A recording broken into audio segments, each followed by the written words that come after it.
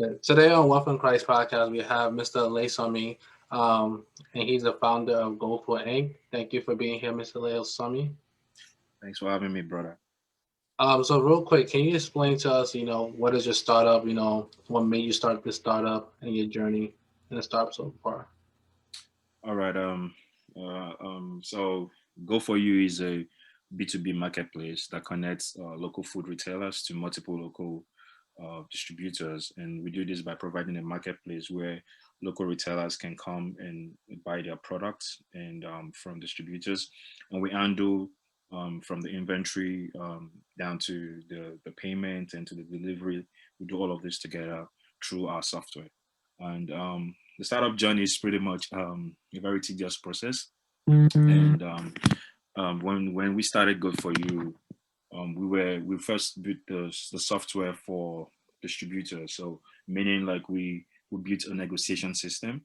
Mm-hmm. We realized that it's pretty much there's a lot of negotiation cycle that goes through in the at the back end, for distributors and retailers. So we wanted the process to be effective and easy to use.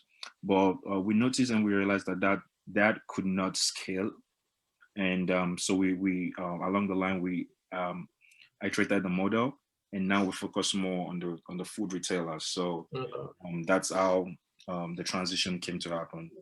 And the startup journey, it's like I mentioned, is a very tedious process. And the let me just rewind about how I got into you know No problem. trying to build a business. So before I came to America, I was really focused to do a program in security management. And when I was in Nigeria, I was trying to research, in a school whereby I can get into the security world. That is to be able to do risk assessment and draw out security plans and for companies. And Mm-hmm. in the process, I found some schools in Canada and some in the United States.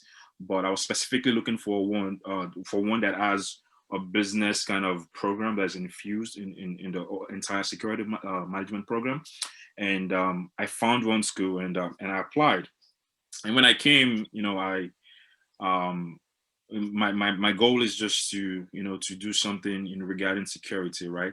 And in one of my classes that I took a forensic business and computer crimes investigation class. And Yeah. when I did that class, I really got interest in trying to solve internet fraud problems. And so that brought about our first idea that I had, and we built a prototype with my co-founder. And we realized that there's a lot that needs to be done because we need like data set from the FBI. We need a lot of information that we need to incorporate into the software, and we realized that's going to take a lot of work. And so we had to like kill that concept, and in the process, because we're just business people, my co-founder and I. So Mm-hmm. we found this idea, and we started working on it. Okay. So your man of faith. I know you goes to my church. So how does faith play a role for you in this journey?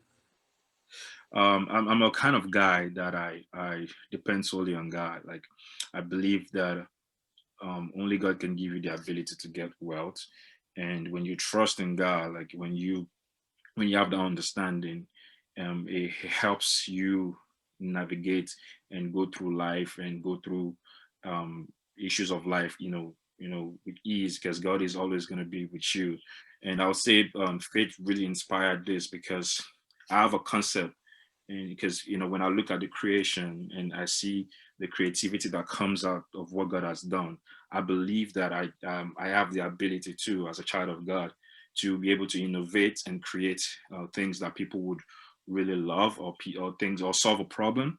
Mm-hmm. And that is the concept of a startup, because a startup is actually um, a smaller organization, like a smaller corporation, whereby you take an idea and it goes from an idea stage to market research and implementation and execution, and ideally trying to look for creative ways to scale a business, because a startup is actually called a scalable business, a business that can scale.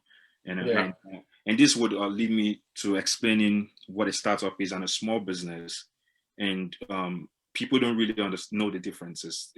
When you tell someone that you're doing a startup, they feel like you're doing like a business. A small business might be a regular business, like your barber shop, your nail salon, your electrician, and all those kind of small businesses that don't have intentions to grow or scale. While a startup is a business that requires a scalable means. That is, you're trying to infuse weather technology into a problem, to find solution. Mm-hmm. And that process or that business model can be repeated and can scale into becoming a large corporation, like the likes of Uber, like the likes of Instacart and Twitter. Like it's just that it follows that pattern. So that's what a startup is.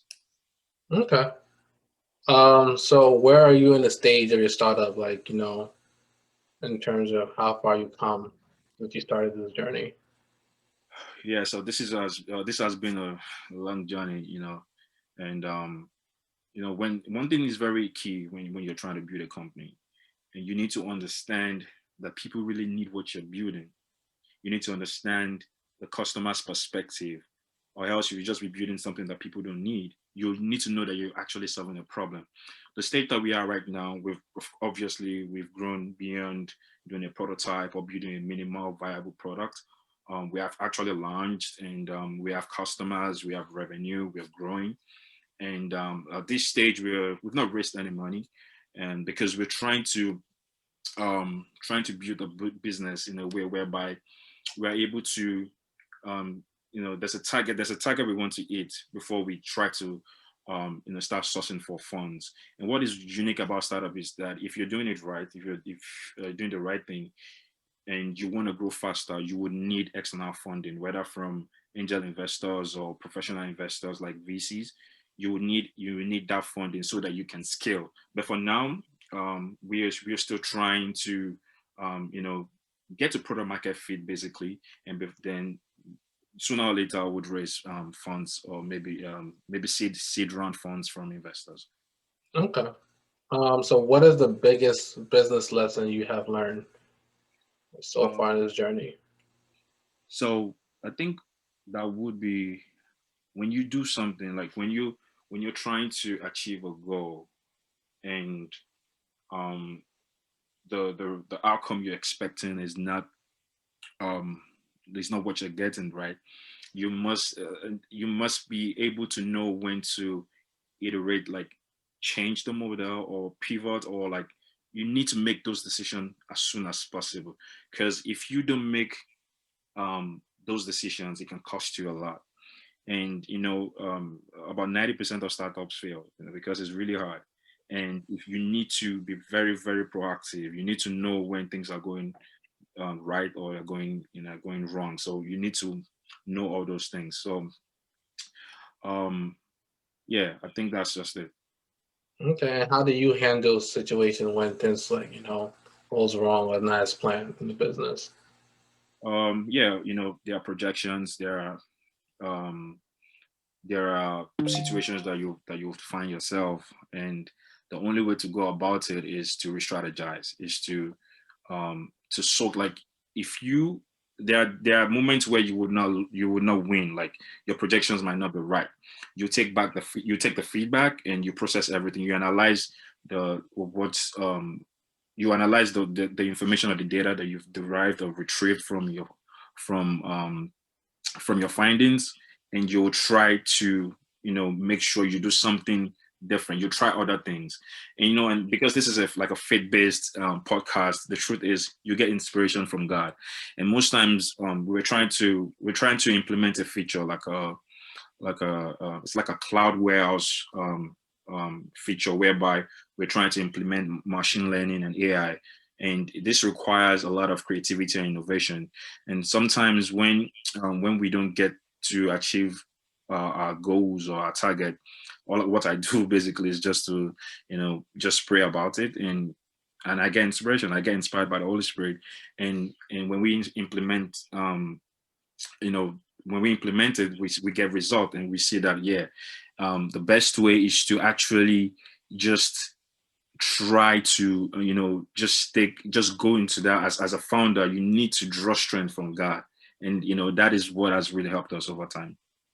Mhm. Is there a scripture that you go to, when doing those tough times, or you just go and pray? I think it would be like Proverbs 3, verse 5, if I'm not um, mistaken. Like, because I know that God has given us the strength to just that understanding, that God owns the power and the knowledge, and I can actually like tap from that God that created the universe, he has the understanding and knowledge. And yes, and Mhm. Deuteronomy 8 obviously say he has given us the power to get wealth. And I feel like it is something that I'm not trying to go by my own knowledge. I'm not trying to say that, oh, I'm intelligent or I'm smart. No, I don't go that route. What I do is that I try my best to tap from the word of God, and that has been an inspiration. Okay. So, quick question, because you said you started off, you came here to America to Mhm, get a master's. So, how did, in the second you expected to get a job after you did your master's? mhm. So how did it go about telling your parent, your mom, your family, like, I'm gonna do a startup instead, I don't want to go the traditional way of a 9 to 5. How did that play out? Like that conversation play out? Well, I think I've always been taking risk all my life, and obviously it's not about, like, sometimes I really want to do 9 to 5, to be honest, because I feel like there are different ways where you can actually become, um, that you can have financial freedom. You can have a 9 to 5 or have a very good paying job, and you can use the proceeds or um, part of your wages to invest in other kind of business. You can buy a franchise, you can invest in stocks, or though I'm not a fan of trading stocks or forex trading, all those things, but I feel like I love to take risks, like and not just because I'm passionate about solving problems. And when you are passionate, even if you're trying to convince people, like you're trying to, if I'm having a conversation with my mom or my wife, I'll let them see that, yeah, this is my goal. And by the grace of God, I've always have the support system that I need, because if they don't buy into that idea, it can be frustrating sometimes. So I feel like I come out to them, I let them know how passionate I am. I just tell them, like, this is just me trying to solve a problem, and I'm so passionate about this problem. Because, for example, when I got to know about this whole business idea, I saw that the industry is critically, like, doing, like, the way they're running the business is critically old fashioned, and I feel like technology can solve this problem. And sometimes when I see, I feel there's just this push and drive. So I take that energy, and just relate to my folks, and by God's grace, they buy into the idea. Okay, so you're talking about the industry. So how do you feel like you can compete with the big industries like Amazon, Instacart? Like, how do you feel like your startup can compete and disrupt the industry? So one thing is very key when you found a company, like a startup, a young company. You have to have goals, you have to have differentiation, with your competition, and you need to really understand your go-to-market strategy. And Amazon is a large corporation, obviously, and of course, what we're doing is just like a snippet of their B2B, because they also have like a B2B platform aside from the B2C, which means business to customers, and B2B is business to business, obviously, right? So our goal is to empower small and local businesses. And what we are offering, the industry is so unique, such that we are building something different entirely from whatever Amazon has. And our fear is not about Amazon crushing us, because we're not trying to compete against Amazon. We're trying to provide solution for all these small businesses. What might happen in the future is that there might be an acquisition if we do well, like, a larger corporation might want to, acquire our company, right? And so I don't see Amazon as a competition, because what we're doing is different entirely. And Instacart is doing a B2C, so it's pretty much hard for them to want to go our route, because what they do is they're offering like customers, like final consumers products, right, as opposed to go for you dealing with business to business. And but there are other players in this space that have raised seed round money of about $4 million, and those are the people that might be direct competitors. So um, our goal is to build a formidable brand whereby we'll create some type of level of customer retention that our customers would would want to use our service. And all these things we are trying to achieve before we even raise any sort of funds, because we've been bootstrapping, and that is we're using our own money to run the business, and every profit is reinvested back into the business. So we're not focused on Amazon and Instacart, because we feel like what we are building is very unique, and we need to just focus. And when we get to that point where whether we're gonna get acquired or go IPO, then we're gonna have that conversation. Okay. So what would you say is your main goal for this year, 2021? 2021, my goal is for us to do at least 1 million in annual revenue.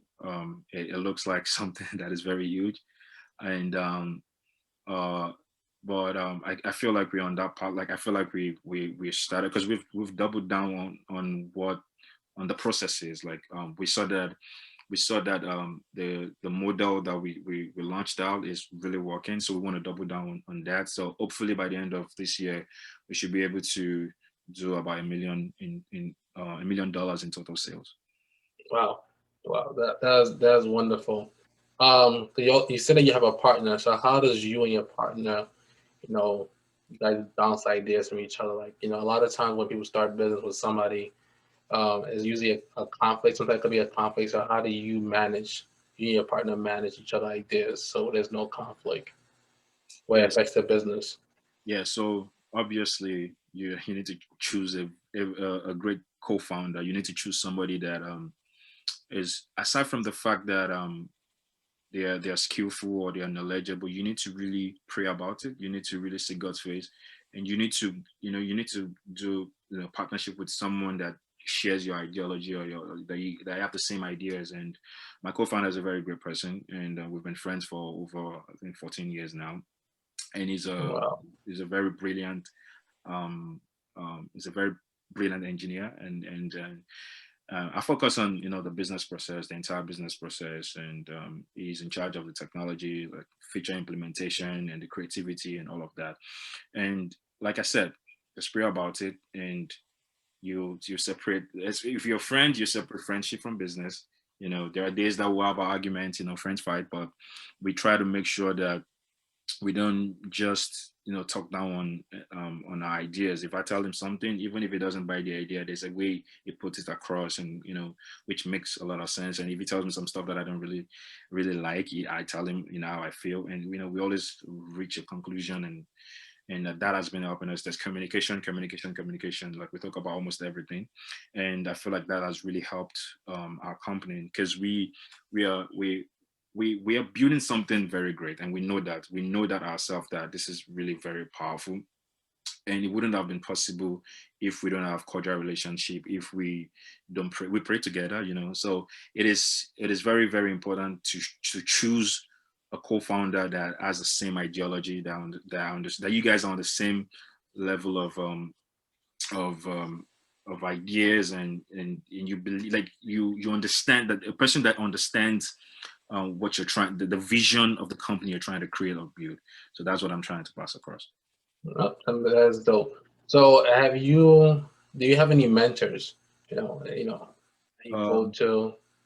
yeah, mentors. So of course, obviously, I have spiritual mentors, and when it comes to business,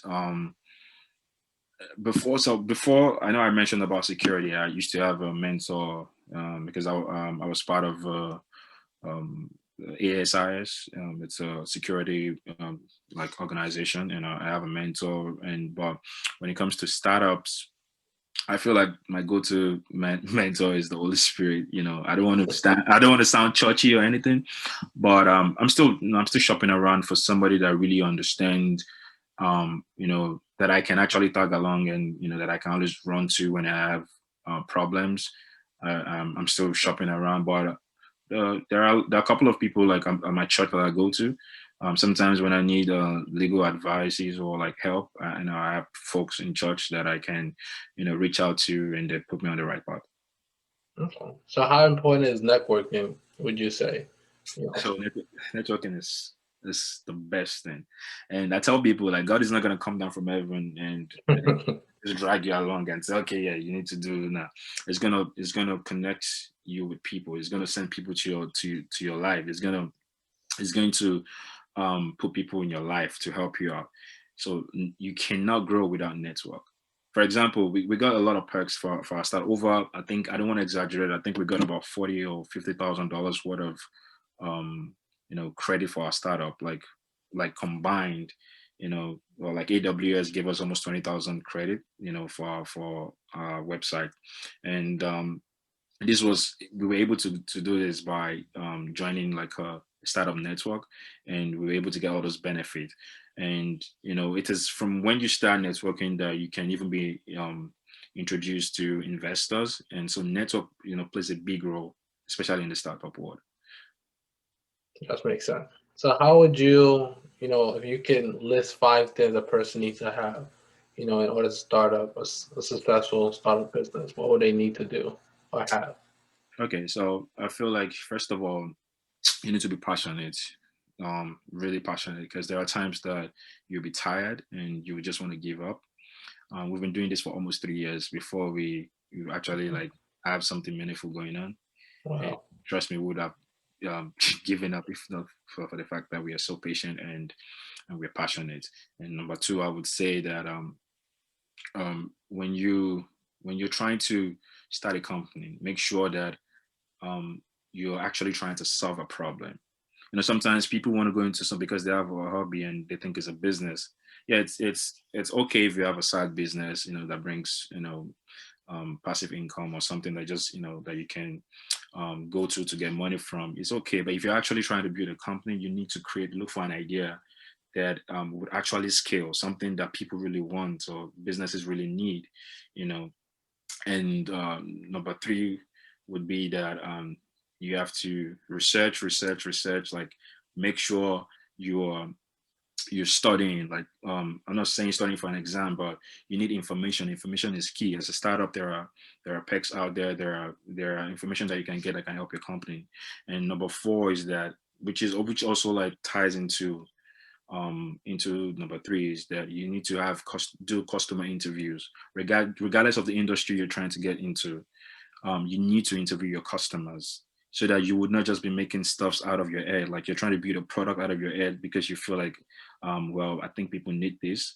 Like you need to like literally interview like at least about 20 customers there, and so that when you're trying to build it, that is if you're doing, like, for example, a technology company, if you're trying to build a feature or anything, you would understand that people really need this, you know. And I don't know if I have number five, but I would say obviously commit whatever you're doing to God. Like just, like startups are hard. Like you cannot do this by yourself. And I understand why startups fail, because all of these things that we've gone through, I would say that it's God that has been holding us down. So I think that the main and the biggest advice is just make sure you put God in whatever you're doing, because He's the one that can inspire you. He's the one that can show you what you need to do, the steps you need to take. That's great. That's great. Could you explain more about the customer interview? Like, how would you go about, you know, interviewing customers? Yeah. So, for example, if you're trying to, I'll just use a technology business as an idea. Like you're trying to create a technology company, and because you feel like, oh, this will be good for these people, you might be building the wrong thing. So you will physically try to talk to people and see if they've experienced that problem before. Like you speak to people. For example, I've seen, like, let's say you are a lawyer, right? And Hmm. you've been practicing law, and there are some documentation and there are some things that you feel like can be automated. Like that let's say like templates, you have templates, but you feel like because you need to sometimes it's not a one size fits all. Like you can edit it for as a case by case. Like you can edit the document for different people. You can try your best to because you have that, you've understand that idea, does not mean that if you want to write a software like for that kind of documentation problem, it does not mean it's going to scale into a $1 billion company or a successful business, right? But you can ask other lawyers that, oh, do you go through this problem? and maybe by the time you're interviewing them and you get a feedback, yeah, of course I do. And you ask another person till you get to like the 20th person, then you know, oh, I think this is a general problem. You think, oh, this can be used even outside the United States. So you interviewing people, you'll be able to get information, and you document all of those information. And even if you cannot write the software, that is, even though you cannot code, you can look for a programmer or a co-founder, and you can just try to do the MVP, which is the minimal viable product first, to test out the concept. When you get traction, then you can scale the business, and of course it can become something big. So customer interview is very important, and the customer interview can be of course used in several ways, but the illustration I just made is just to make you understand that you have an idea in your head does not mean that you have a business at hand, but you need to interview people to actually know that you're building a company as opposed to Mm-hmm. a side hustle or a hobby. I mean, that makes a lot of sense. A lot of people do. They have a lot of ideas and they just want to go and do it, but they don't do any research or try to sample it, which is great. So what do you see yourself in 5 years? You personally, or just in business, either one.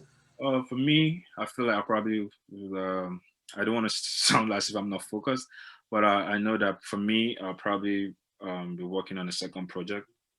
Like I said, I'm passionate about security, and there's a lot of work, that I feel like can be achieved. But for Go For You, I feel like Go For You would have been a $1 billion company in 5 years, and Mm-hmm.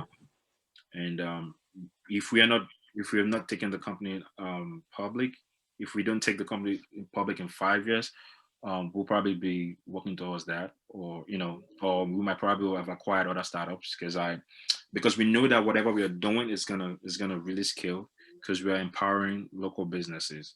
And like I tell people, local businesses are the drivers of the economy. Like local businesses, drives the local economies, and like even the main economies. And if these businesses have a software that is um, very fast and reliable and easy to use, I think it will help their business more. So in 5 years, Go For You would have been valued as $1 billion company, and we'll probably be preparing to IPO. Okay. Just a quick question. Why is it so important for you to help local small business? Like, what made you have such a passion for that? Yeah, because these are the people that, regardless, even if you're a billionaire or a millionaire, like you still need your everyday grocery. You still need to, as a woman, you still need to go to the nail salon. You still need to have your haircut. Um, you still need to just do all these things, right? But the problem is that these businesses have been neglected. Most softwares that are out there are really focused on larger corporations, and they want to, because they feel like, oh, that's where the huge money is, so they're innovating for other industries. So, and these people are left there without no innovation. It's like, I think since World War II, and they still take order with paper and pen, and the process is so tedious. And we feel like Go For You is going to make their lives better. Now they can actually run a business without stress. Of course, every business is stressful, but I think the stress will be reduced, right? So, and this would even help help them to get more money. Like, if they've been doing like 100K or 200K in revenue every year, like our software would help them to even do more, because now they're not stressing and calling multiple distributors. Now they can just go, on their mobile app, or open their like on their laptop, to just buy whatever they need in their stores. And we even have other like programs for them, like they can pay at a later date, and for those that qualify for that program. And we're just trying to make their life easy and flexible. So it's going to be something that helps them, and in return it's going to inspire the economy and local economies. And because they are the bedrock of a nation, like they are the foundation of a nation. So that's why I know that we're going to be successful, and the feedback has been great. And we just want to bless God for that. Amen. Amen. That is wonderful. That you definitely want to help the small man. The big man was going to crush. I was going to make their money. So that's really great. That's really great. So yeah. So thank you for your time. It was great to talk to you about startups. Best of luck to your business. I pray that God continue to guide you on this journey. Do you have any closing words or where people can find you? No closing words to be honest. For me, I just feel like the journey is not easy, and like I said in all of in the last few minutes, that it's not something that you can just wake up money and say, oh, sometimes I tell people, if you want to do a 9 to 5, that's great. Like sometimes when you do 9 to 5, you can make money and you can even do other investment and still become a millionaire, right? But the bottom line is that it's when you're building a startup, of course, you want to also make money, but it should be something that you're passionate about. It is something that would scale.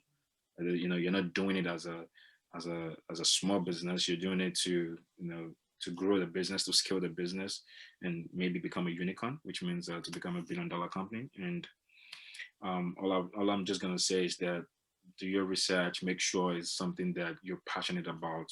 It's not easy. If you fail, you stand up again and do something.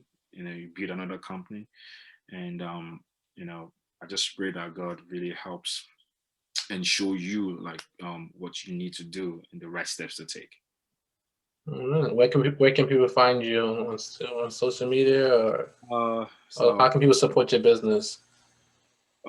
basically it's just we deal with, like, if you own a small business where you sell grocery stuff or everyday home supplies, you can go to goforyou.co and just sign up, and you can order and you get your product the next day.